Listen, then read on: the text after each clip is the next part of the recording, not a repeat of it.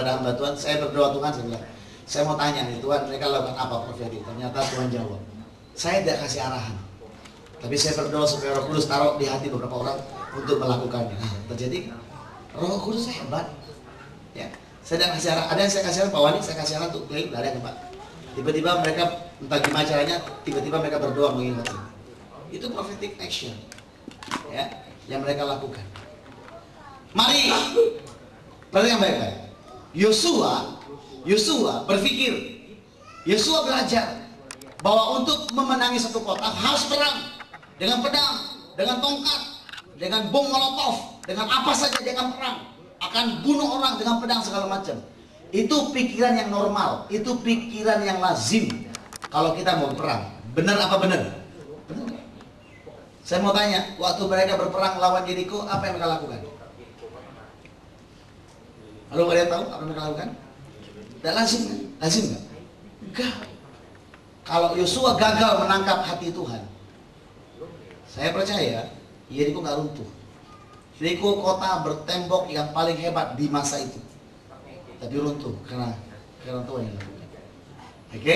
Tanggalkan manusia lama kita, cara-cara lama kita, memori lama yang suka sekali membuat kita nggak berhasil untuk maju ke depan. Jangan lepas kepala, tarik ekor, jangan. Tidak pernah maju, Pak Bu. Lari di tempat seperti Pak Wandi waktu drama. Nggak maju-maju, Pak Bu. Ya. Jangan lari sekencang-kencangnya di tempat, nggak boleh. Ya. Lari sekencang-kencangnya ke depan, jangan di tempat. Tanggalkan manusia lama. Sama-sama katakan tanggalkan manusia lama. Sunat hati, sunat daging. Ya. Orang karismatik suka bilang sunat hati. Saya mau bilang bukan cuma sunat hati, sunat daging kita. Kerak daging kita. Makanya Bu Betty ajak kita berpuasa. Ibu Elizabeth Handoyo mengajak kita berpuasa ya, Bu Betty ya. Mari puasa, kita kerak daging kita supaya kita bisa lihat mujizat Tuhan. Yang kelima, yang terakhir, ini yang mau saya tekankan. Tiba-tiba saya baca, saya dapat wahyu ya. Coba kita lihat Yosua pasal 5 ayat yang ke-11. Bapak Ibu ada judul perikopnya? Ayo kita baca sama-sama judul perikopnya saja. 1, 2, 3 ayat ke-13 selesai. Panglima Bala Tentara Tuhan. 1, 2, 3 Panglima Bala Tentara Tuhan. Langkah yang kelima, persiapan kelima. Yang pertama, miliki visi pewahyuan, pengertian, keintiman. Yang kedua, menang pada pikiran kita, ketidakpercayaan kita. Yang ketiga, ingat apa yang Tuhan lakukan. Buat prasasti, ya, buat kenangan-kenangan. Oke, ada beberapa barang yang saya simpan sebagai kenangan bagi kami di rumah, supaya kita ingat, oh tahun segini kita begini, ini kenangan. Yang keempat, tanggalkan manusia lama, sunat daging kita, sunat hati kita. Dan yang kelima, ketemu bala panglima tentara, panglima bala tentara Tuhan. Ini bicara tentang alami Tuhan secara pribadi, alami encounter dengan Tuhan, ketemu Tuhan secara pribadi. Ya, waktu saya mau ke airport, waktu saya mau ke doa pengerja pagi-pagi di rumah, di tempat saya tinggal di Singapura, lagi siap-siap, saya nyanyi ya, lagunya yang pagi tadi Bu Dona nyanyi tadi ya. Camahan Tuhan berarti bagiku. Saya nyanyi karena nunggu jemputan aja ya. Nunggu jemputan, baca Alkitab selesai, siap-siap untuk nanti check out, langsung pergi gitu ya. Itu yang dapat. Tiba-tiba saya nggak tahu, tiba-tiba saya ngalami sesuatu, tiba-tiba saya nangis, saya nggak bisa nyanyi, saya diam, aduh Tuhan. Saya angkat tangan, saya diam saja, air mata mengalir. Semua terima kasih Tuhan, kalau Tuhan pulihkan aku pagi hari ini. Alami itu bersama dengan Tuhan. Alami perjumpaan pribadi dengan Tuhan. Oke, saya berdoa biar sepanjang ibadah 2010 ada banyak pribadi yang mengalami perjumpaan dengan Tuhan. Encounter. Ibadah-ibadah tanpa encounter akan menjadi ibadah yang rutin dan menjemukan. Tapi kalau kau mengalami jamaah Tuhan, wah, itu yang dapat memulihkanku. Dia pulihkan hati kita, dia pulihkan badan kita. Sesungguhnya saya lagi sakit ya, karena ada sesuatu yang saya alami tubuh saya waktu itu. Tiba-tiba Tuhan pulihkan dan saya bisa ikut doa pengerja dengan sukses. Karena kami berdoa dari jam 10 sampai jam 12, break jam 3 sampai jam 5, jam 2 sampai jam 5.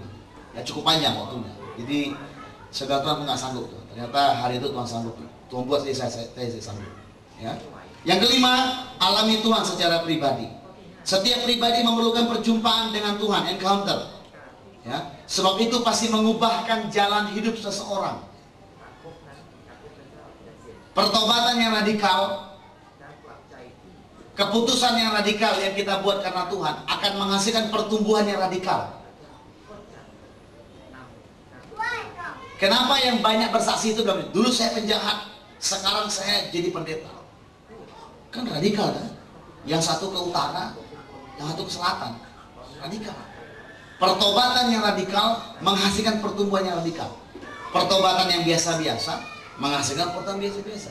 Pemberian yang radikal menghasilkan tuah yang radikal. Pemberian yang biasa-biasa menghasilkan tuah biasa-biasa. Oke, terus Alkitab mencatat peristiwa ini di berbagai tokoh iman.